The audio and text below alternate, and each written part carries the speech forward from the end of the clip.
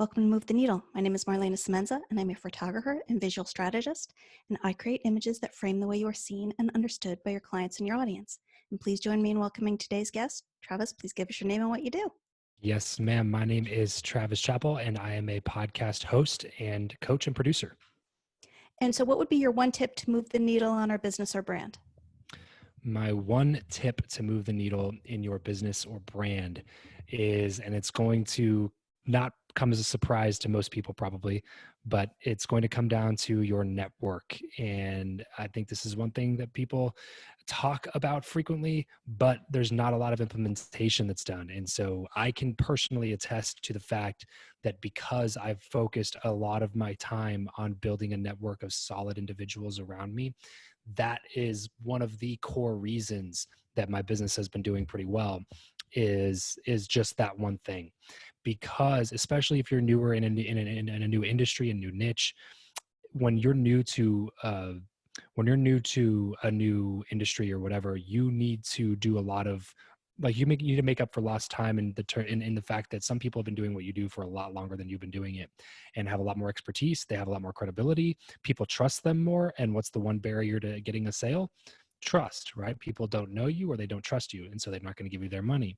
And so if you can really work on building up a network of people in that new industry, in that new niche, in that new space, and you can build up your credibility based on the fact that other people that are already trusted and that have spent decades building up trust in their name or in their brand or whatever it is, and you can piggyback off of some of that credibility and some of that trust because you've gotten to know them and they start trusting you, then people, your ideal customers, your ideal client base, will also begin to trust you on a lot higher level in a much faster period of time, because you are literally piggybacking off of the credibility and trust that other people have built in themselves and their brands for years and years and decades.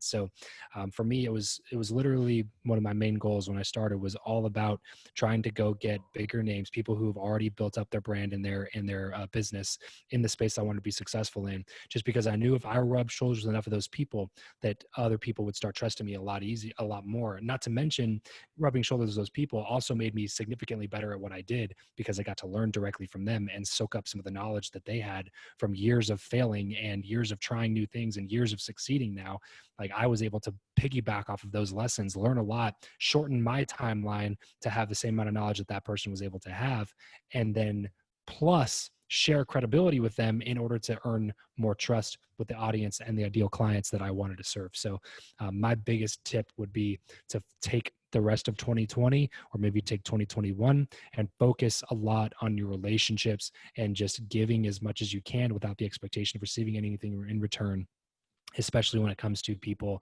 that are in a position of authority or credibility within your own industry. So there's my big tip. Thank you so very much for that, Travis, and thanks for being here. Yes, ma'am. Happy to help.